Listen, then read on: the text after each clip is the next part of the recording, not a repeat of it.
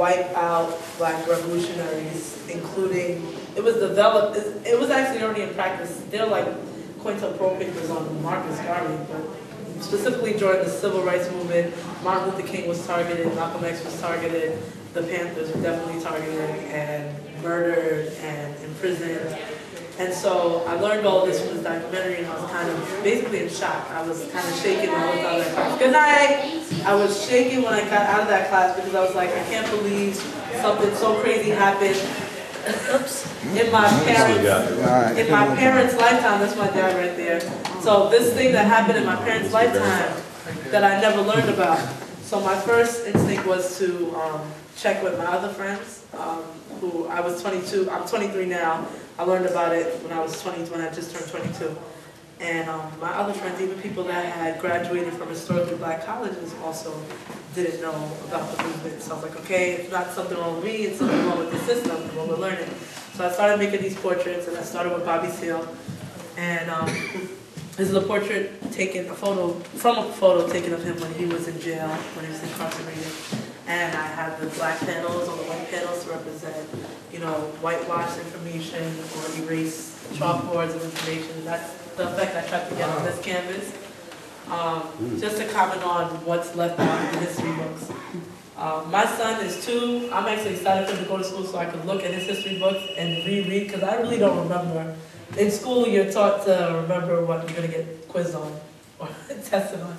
And I think I remember seeing the Panther movement once in like one sentence somewhere, like even Malcolm X, maybe one paragraph somewhere. So I'm very interested in studying exactly what it is that our youth are teaching in school, and I'm also interested in educating myself more on things that I just learned. Yeah. Walk down and take photos. This piece is called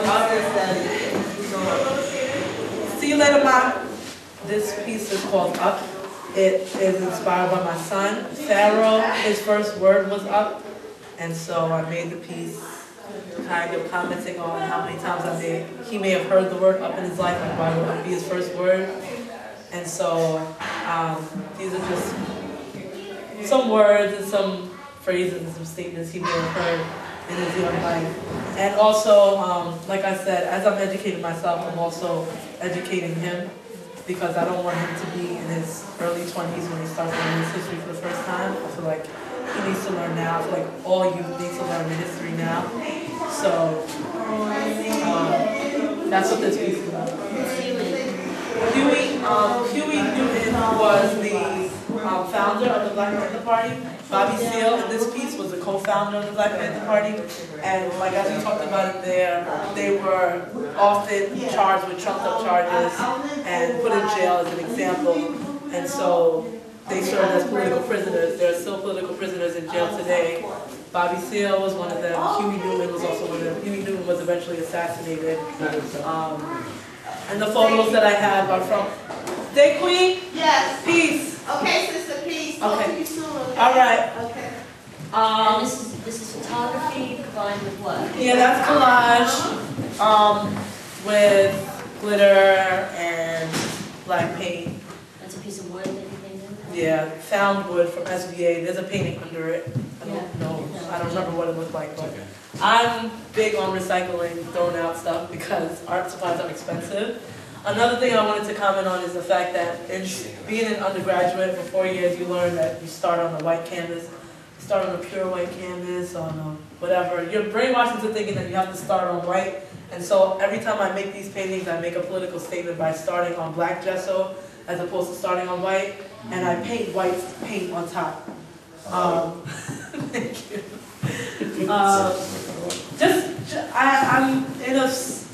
I'm at a phase where I'm trying to break down all of the things that are just fed to you as you grow up, especially in this country, and what you accept to be true and what you accept to be fact, and like rediscovering, and I'll talk about that in a minute. So this piece is on Assata Shakur, former member of the Black Liberation Army. Assata was accused of killing a New Jersey trooper. It's a very long, complex story. But basically, she's maintained her innocence. She's accused of over 10 crimes, and she maintained her innocence Even to this day, she was liberated. Okay, she was liberated from prison by the Black Liberation Army at some point in the 70s. She's alive today and lives in Cuba, where she has political refuge. When she first went to Cuba, she took classes and was teaching political education classes and stuff like that. But under the Bush administration, $1 million bounty was placed on her head. And so that whole lifestyle that she was living before in Cuba has obviously changed. And I'll talk a little bit more about Asada in a minute. But I read her, one thing the Panthers are always stressing to me is the importance of reading and watching documentaries and continuing to educate myself, because that was like at the core of what they did.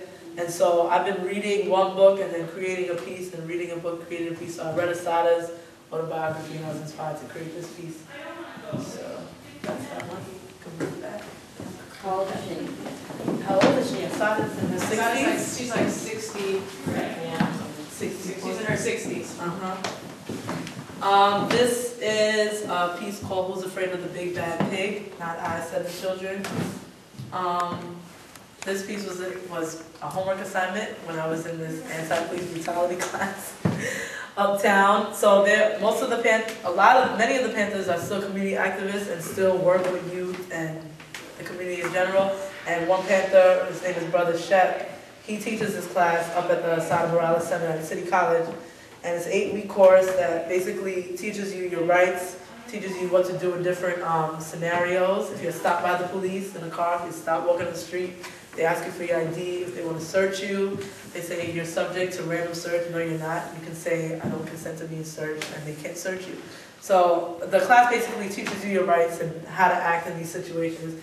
And we also watch different documentaries we watched 4 cases with women, with mothers who are victims of police brutality. Their sons were killed. And we basically watched how this whole thing plays out, and how, the stories are covered by the media, then the trial takes 2-3 years to go through, and then the police officers are acquitted. So we covered all of that. Another thing that we covered in the class was these pamphlets that have all these statistics, and one of the statistics that stood out to me was the fact that there are more police officers in the junior high schools and high schools of New York City than there are on the streets of some major cities like Chicago, for example. And not only that, but the officers that are in these schools don't report to the school administration, they report to the NYPD.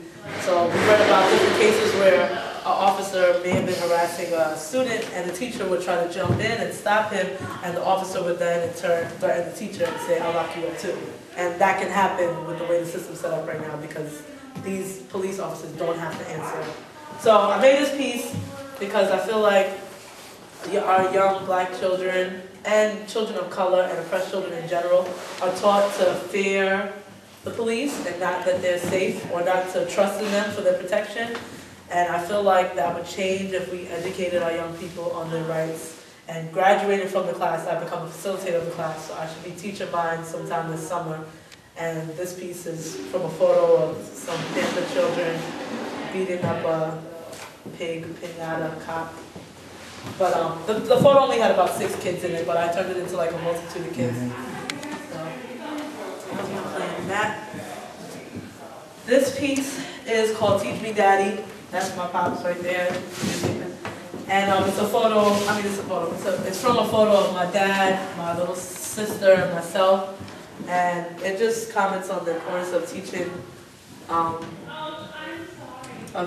our youth their history, so that they'll have a sense of identity. So I have the young people without faces, because I feel like if they don't know where they come from, they don't know who they are, they don't know where they're going, they don't know their place in the world. Something like the quote that's on the wall up front. This piece is inspired by this lovely Kasise Siddiqui, who is doing this documentary that may be called Panther Cubs. I don't know, I just keep telling people it's going to be called Panther Cubs if you don't know the title, but I'll just keep saying that for now until you change your mind. And basically, I was inspired to do this piece after meeting Kasise, and basically, the first time I saw the name Kasise was in Asada's book, and the name stuck to me, and I was like, that's a really beautiful name. If I have a daughter, I'll name her Kasise. And then I walked in on a meeting, and she was there, and we kind of just clicked from that point. And Kasise filmed me, created this piece for the documentary, which is gonna, interview and focus on different children of the Panthers and their experiences growing up in the struggle and their experiences today, and how they were affected by the movement as a whole.